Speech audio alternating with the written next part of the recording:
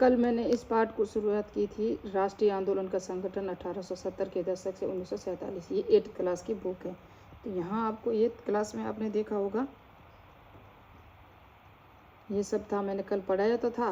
लेकिन मैं कहती हूँ कि यहाँ जो फैक्ट दिए हुए हैं ना वो थोड़े से कम है, क्योंकि फिर हम 8th क्लास की पढ़ेंगे, फिर हम 10th क्लास की पढ़ेंगे, फिर हम 12th क्लास की यानी कि 12 क्लास की पढ़ेंगे। 12 क्लास की जब पढ़ेंगे ना वहाँ फैक्ट आएंगे इतने। कल सारे जो फैक्ट थे वो इसमें दिए हुए हैं, जो मैं बुक अभी आपको पढ़ा रही हूँ।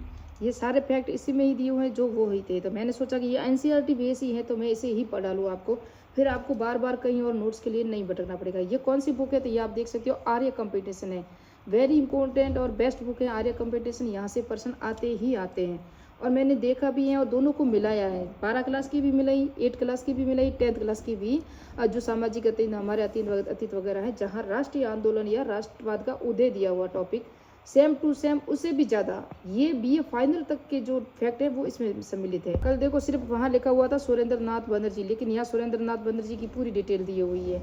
हमने पढ़ा था है ना, सब कल इसमें ही दिए हुए छोटे छोटे फैक्ट दिए हुए थे तो वही पढ़ा था। और दिया हुआ था, क्या दिया हुआ था पता है, ये ब्रिटिश इंडियन एसोसिएशन नाम ही दिया हुआ था, बाकी नहीं था। तो ये सारे फैक्ट भी इसी के साथ ही पढ़ लेंगे तो हमें दूसरी बार यानी कि 10th क्लास में अलग नोट्स नहीं बनाने पड़ेंगे, 12th क्लास में अलग से नोट्स नहीं बनाने पड़ेंगे, एक ही नोट से सारा काम हो जाएगा।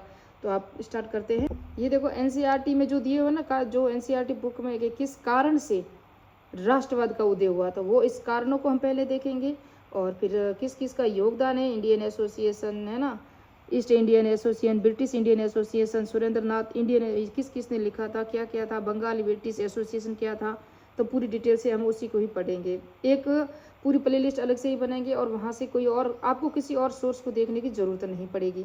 तो ये भारत में राष्ट्रवाद का उदय, राष्ट्रीय एवं क्रांतिकारी आंदोलन तो होंगे ही ना, फिर राष्ट्रवाद का जो शुरुआत होगी और आपको समझ भी विकसित होनी बहुत ज़रूरी है।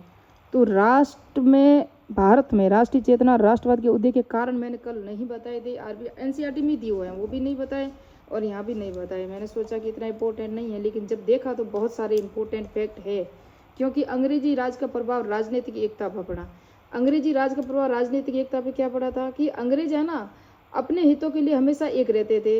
आपने देखा है कि हर राजा को अलग बात करते थे, प्रजा से अलग बात करते थे, जागीरदारों से अलग बात करते थे। यानी कि फूट डालो राज करो की नीति के साथ उन्होंने अपना किया। तब क्या हुआ, जनता के अंदर आक्रोश तो हो गई। प्रशासनिक एकता की स्थापना, अंग्रेजों ने क्या किया कि अपना न्यायालय अलग से स्थापित कर दिया, जहां उनका ही सुना जाता था, न कि भारतीयों का सुना जाता था। भारतीय जो कृषक लोग थे, जो किसान लोग थे, मजदूर लोग थे, वो कितने परेशान होते थे। अब कहाँ जाए, तो वो जाते थे न्यायालय में, तो न्यायालय उन्हीं का होता था, फैसला ही उन्हीं के हित में आता था, भारतीयों के हित में नहीं आता था। फिर आक्रोश होगा, फिर क्या होगा, प्रभाव तो पड़ेगा, फिर क्रोध तो आएगा, तो जनता ही बगावत करेगी। संचार के साधनों का विकास, संचार के साधन हो रहे थे, समाचार पत्रों का विकास हो रहा था, लेकिन संचार के साधनों का विकास किसके लिए हो रहा था, सिर्फ अंग्रेजों के लिए। अंग्रेज ही अपने हितों की सुरक्षा के लिए, जैसे कि रेल लाइनों का वगैरह जो भी विकास किया था वो अपने हितों के लिए किया था, न कि भारतीय हितों के लिए किया था। और आधुनिक शिक्षा का प्रचलन, इन्होंने शिक्षा की व्यवस्था की, हमारे मेयो कॉलेज की भी स्थापना की, डंकन कॉलेज वगैरह है ना, मदरसा वगैरह सब स्थापना की, लेकिन जहाँ तक हुआ अपने हित के लिए, कि अपनी ही भाषा में अंग्रेज पैदा करे, जो हमारी जो कार्य प्रणाली है वहाँ सहयोग कर सके भारतीय लोग। ऐसी शिक्षा व्यवस्था इन्होंने चालू की थी। समाचार पत्र तो बहुत सारे चालू हुए थे, लेकिन आपने पता है कि अंग्रेजों ने कितने बंद कराए। मराठा केसरी था, तिलक का था, हमारे यहाँ राजस्थान सेवा संघ था, नवीन राजस्थान, तरुण राजस्थान, कितनी बार बंद किया, कितने लोगों को जेल में डाला गया। बाल गंगाधर तिलक को भी जेल डाला गया, हमारे यहाँ विजय सिंह पति को भी जेल में डाला गया। किसके लिए, प्रताप समाचार पत्र था जो गणेश का था, गणेश नाम विद्यार्थी, तो इन सबको यातनाएं झेलनी पड़ रही थी। तो उन्होंने कहा कि ये हमारे लिए बोल रहे हैं, हमारे लिए छाप रहे हैं, लेकिन विरोध कौन कर रहा है, अंग्रेज कर रहे थे। इसलिए वापस से जनता में और धीरे धीरे जो राष्ट्र की भावना थी वो विकसित होने लगी। समाज एवं धर्म सुधार आंदोलनों का भी प्रभाव पड़ा। समाज में जो क्षति प्रथाएं वगैरह थी, वो जो हमारी परंपरावादी जो रीतियाँ थी उनको समाप्त कर रहे थे अंग्रेज। तो क्या होगा, हमारी जो वर्षों से चली आ रही थी रीति रिवाज परंपरा, उसको नष्ट करेंगे तो क्या होगा, विद्रोह तो होगा, है ना। आज भी देखें तो हमारे ऊपर अंग्रेजों का ही प्रभाव है। किस तरह से आप देखोगे तो क्या आपको पता है, हम जो न्यू ईयर मनाते हैं किसका है, अंग्रेजों का है। हैप्पी न्यू ईयर मनाते हैं December 31। और आपने पता है कि अभी 25 दिसंबर को जो हुआ था क्रिसमस डे, वो किसका, अंग्रेजों का। कितने धूमधाम से आज भी हमारे ऊपर प्रभाव वो छोड़ गए। कौन छोड़ गए, अंग्रेज छोड़ गए थे।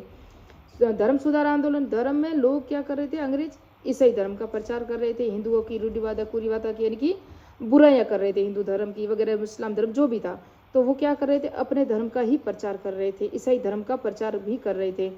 और ब्रिटेन द्वारा आर्थिक शोषण इतना हुआ है भारत का कि आज दिन तक भारत अभी उभरा है, लेकिन इसने भारत से जितना भी धन था वो ब्रिटेन में चला गया। और ब्रिटेन के लोग आश्चर्यचकित थे कि जो इंडिया में जा रहे हैं उनके घरों की 3-3 मंजिला इमारतें बन रही हैं, सारा कारोबार चल रहा है, वहाँ पर कारखाने लग रहे हैं, औद्योगिक क्रांति हो गई इंग्लैंड में।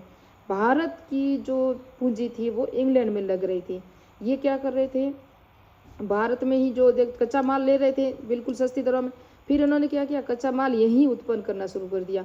जैसे कि मैं हूँ तो मेरे से पैसे ले लिए और मेरी ही दुकान से पैसे ले लिए, जो सामान ले लिया मेरे से क्या लिया, कर लिया टैक्स, जो राजा लेता था, मैं खुश कि मैंने टैक्स दे दिया। और जो मेरा बच्चा है या मेरी खुद की दुकान है मेरे हस्बैंड की, वहाँ से उसने सामान लिया, मेरे हस्बैंड भी खुश, क्या हुआ कि हमें 100 रुपये मिल गए। लेकिन ये नज़र नहीं आ रहा था कि भारत की पूंजी है वो इंग्लैंड में जा रही है, यहीं से टैक्स लेना, यहीं से सामान लेना उन्हीं पैसों से, और अपने वहाँ जाके 4 गुना मुनाफा लेना। ये किसका कार्य था, अंग्रेजों का कार्य था। वहाँ अपने आप को बहुत आर्थिक स्थिति से बहुत ही मजबूत बना लिया था इंग्लैंड ने भारतीय पैसों से। भारत में ही क्या, नील की खेती किसके लिए कर रहे थे, जो खाद्यान्न खेती हो रही थी उसको बंद करवा दिया, नील की खेती शुरू कर दी, क्योंकि वो कच्चा माल उत्पन्न हो सके और उससे अपने कारखाने चल सके। भारत के लोगों में क्या हुआ, अकाल पड़ने शुरू हो गए, अनाज खाने को नहीं रहा, किस तरह से खाए, किस तरह से बनाए, अंग्रेज बनाने नहीं दे रहे थे, नील आंदोलन भी हुआ था आपको बताओ। इस तरह से क्रांतियां होने लगी। लिटन की प्रतिक्रियावादी नीति यानी वर्नाकुल पैक्ट एक्ट, आर्म्स एक्ट, जो प्रेस एक्ट था, छाप नहीं सकते थे, हथियार नहीं रख सकते थे, और जो यूपीएससी की परीक्षा होती थी उसकी आयु में भी कुछ गड़बड़ थी और परीक्षा देने लंदन जाना होता था। रिपन के समय एल्बर्ट बिल का भी विवाद हुआ। तो ये सब क्या था, ये राष्ट्रवाद के उदय के कारण थे। जिस तरह से अंग्रेजों ने हम पर ये सारी स्थितियां थोपी, क्या है ना, डर को इतना भी मत डराओ कि डर ही भाग जाए, तो अंग्रेजों ने डर भगाना शुरू कर दिया भारतीय लोगों का। भारतीय राष्ट्रीय आंदोलन की शुरुआत कब हुई थी, तो ये 1885 में कांग्रेस की स्थापना से मानी जाती है। राष्ट्रीय आंदोलन को 3 चरणों में बांटा जाता है, उसको हम पढ़ेंगे। प्रथम चरण में 1885 से 1905, द्वितीय 1905 से 1919, है ना, राष्ट्रीय कांग्रेस की स्थापना। यहाँ बंगाल का विभाजन हो जाएगा, बंगाल के विभाजन से ये हो जाएगा, जलियांवाला कांड है, रॉलेट एक्ट है जो होगा ना, चैम्सफोर्ड अधिनियम आएगा।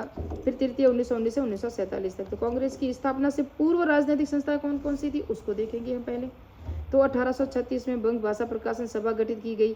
19 मार्च 1838 को द्वारकानाथ टैगोर ने थियोडोर डिकेंस के सुझाव से कलकत्ता में लैंड होल्डर सोसाइटी की स्थापना की गई। वेरी इंपॉर्टेंट है, क्योंकि यह भारत की प्रथम राजनीतिक संस्था थी। कौन सी थी, लैंड होल्डर सोसाइटी, कलकत्ता में जो स्थापना हुई थी 19 मार्च 1838 को। ये भारत की कह दो, या ये आप देख सकते हो कलकत्ता में। इसके उद्देश्य बंगाल, बिहार और उड़ीसा के जमींदारों के हितों की रक्षा करना था। प्रश्न कुमार ठाकुर, राधाकांत देव उसके प्रमुख सदस्य थे। सॉलपोर्ट ब्रिटेन एडम्स द्वारा 6 जुलाई 1839 को स्थापित ब्रिटिश इंडिया सोसाइटी से भी सहयोग करती थी ये, है ना। उसके बाद ये पहली होगी संस्था कौन सी बन गई, भारत की पहली लैंड होल्डर सोसाइटी की स्थापना कलकत्ता में हुई। ये भारत की प्रथम क्या थी, राजनीतिक संस्था थी। 19 मार्च 1838 को हुई थी। फिर 20 अप्रैल 1843 को कोलकाता में Bengal British association, very important है ये भी। एनसीईआरटी में सारे सिर्फ नाम दिए हुए हैं। 10th क्लास में पढ़ेंगे तो इसकी स्थापना थोड़ा सा गठन दिया होगा। 12th क्लास में जब हम पढ़ेंगे तो वहाँ क्या दिया होगा, उसकी थोड़ी सी विशेषता दी होगी। लेकिन स्नातक स्तर पे, एमए स्तर पे, यानी कि जो हम ग्रेजुएशन और पोस्ट ग्रेजुएशन में जाएंगे तो इतना डिटेल से वहाँ हमको अलग से पढ़ना पड़ेगा। तो मैं चाहती हूँ कि एक ही स्थान पर हमको सारी चीज़ें उपलब्ध हो जाएं, इसलिए मैं यहाँ से ही इस आयरे कंपटीशन को ही आपको पढ़ा रही हूँ। Bengal British association, Bengal British Indian association की स्थापना 1843 में। कई बार परीक्षा में इनको मिलान में आता है। इसकी स्थापना द्वारकानाथ टैगोर का हाथ था। इसके अंग्रेज सदस्य थे जॉर्ज थॉमसन नामक अंग्रेज ने 1843 में इसकी अध्यक्षता भी की थी। इंपॉर्टेंट है। बंगाल ब्रिटिश एसोसिएशन के सचिव कौन थे, प्यारे चंद मित्र थे। 1843 में बंगाल में 2 संगठन हो गए। लैंड होल्डर सोसाइटी तो थी जो मैंने बताया अभी 1838 में, और जो ये किसकी थी, ये धनिक यानी कि अमीर लोगों की थी। फिर बंगाल ब्रिटिश एसोसिएशन पढ़े लिखे लोगों के लिए थी। जो बंगाल ब्रिटिश एसोसिएशन की स्थापना कब हुई, 5 साल बाद 20 अप्रैल 1843 को हुई। तो ये थी पढ़े लिखे लोगों की, और लैंड होल्डर सोसाइटी धनिक लोगों की थी, ये अमीर लोगों की थी। मैं खुद ही आर्य कंपटीशन ही पढ़ रही हूँ, उसी को 1-2 बार रिवीजन हो जाए तो अच्छी बात है। लैंड होल्डर सोसाइटी एवं बंगाल ब्रिटिश एसोसिएशन दोनों को मिला दिया। कब मिला दिया? 1851 में। 31 अक्टूबर 1851 को कलकत्ता में ब्रिटिश इंडियन एसोसिएशन की स्थापना की गई, दोनों को मिला के। तो अब दोनों को मिला के एक हो गई, इसकी स्थापना हो गई, इसका नाम याद रखना है।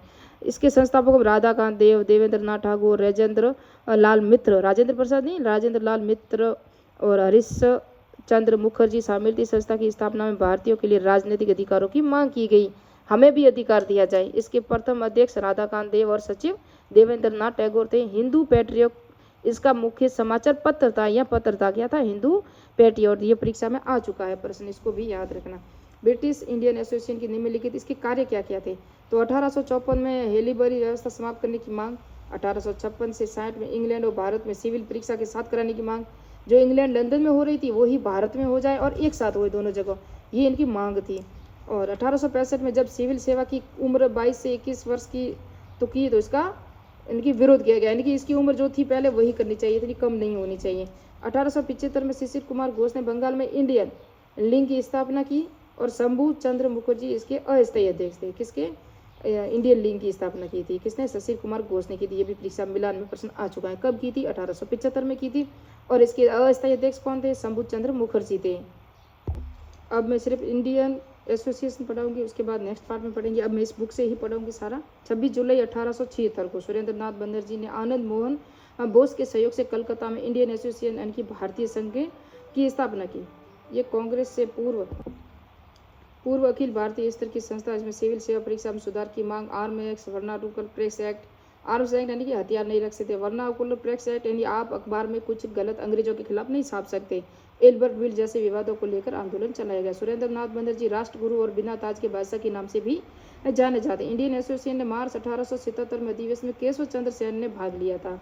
इंडियन एसोसिएशन के सचिव आनंद मोहन बोस थे। इंडियन एसोसिएशन के उद्देश्य सभी धर्मों जातियों को राष्ट्रीय आंदोलन के लिए संगठित करना। ब्रिटिश इंडियन एसोसिएशन मुख्य पत्र हिंदू पैट्रियट ने इस संगठन का स्वागत किया। इस संगठन में जमींदारों के स्थान पर मध्यम वर्ग की प्रधानता दी गई। जमींदारों को जो दिया गया था वो स्थान किसने दिया गया था? बंगाल ब्रिटिश एसोसिएशन और बंगाल ब्रिटिश इंडिया सोसाइटी ने जमींदारों के लिए, जो मैंने कहा था। धनिक लोगों के लिए कौन सी थी? Land holder society. और बंगाल ब्रिटिश एसोसिएशन पढ़े लिखे लोगों की संस्था थी, यह संगठन था। सुरेंद्र नाथ बनर्जी 1869 में भारतीय सिविल सेवा में चुने गए थे पहली बार, लेकिन ब्रिटिश सरकार द्वारा इन्हें आईएएस असम में बर्खास्त कर दिया गया। आईसीएस बर्खास्त होने वाले प्रथम भारतीय थे। आईसीएस यानी कि जो यूपीएससी वगैरह होती है ना, वही थी। 1883 में कलकत्ता उच्च न्यायालय में न्यायाधीश नारिस द्वारा, कौन थे? नारिस द्वारा सुरेंद्र नाथ बनर्जी को कोर्ट की अवमानना के आरोप से 2 माह की सजा भी दी थी। किसको? सुरेंद्र नाथ बनर्जी को दी गई थी। उसके बाद है इंडियन एसोसिएशन ने असम चाय बागान के कुलिकों के साथ दुर्व्यवहार के विरुद्ध आंदोलन चलाया इंडियन एसोसिएशन ने, और इसे द्वारकानाथ गांगुली ने महत्वपूर्ण भूमिका निभाई। नेशनल कॉन्फ्रेंस है वो पढ़ेंगे नेक्स्ट पार्ट में, नेक्स्ट वीडियो में। मेरे चैनल को सब्सक्राइब कीजिए, लाइक कीजिए। इसी तरह से आपको कहीं भटकने की जरूरत नहीं है। ये नोट्स आप बना सकते हो, बिल्कुल स्मार्ट और शॉर्ट स्मार्ट नोट्स हैं, और यहाँ से पर्सन बाहर नहीं जाएगा 100%।